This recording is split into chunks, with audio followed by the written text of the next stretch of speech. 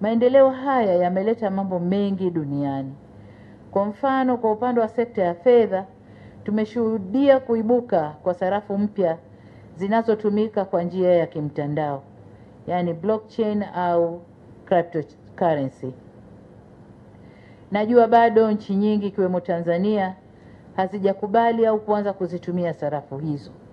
Hata hivyo, wito wangu kwa Benki Kuu ni vyema mkaanza kufanyia kazi maendeleo hayo, kujitayarisha tu, kukaa tayari.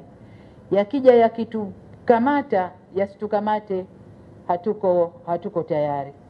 Kwa sababu tunaweza sisi tukaona bado hatuko tayari, wananchi wetu wakatutangulia katika hizo system, wakaanza kuingia huko nchi za nje, na wakiingia huko bila shaka yatakuja huku kwetu. Kwa niombe tu Benki Kuu ijiweke tayari kwenye mambo hayo. Hata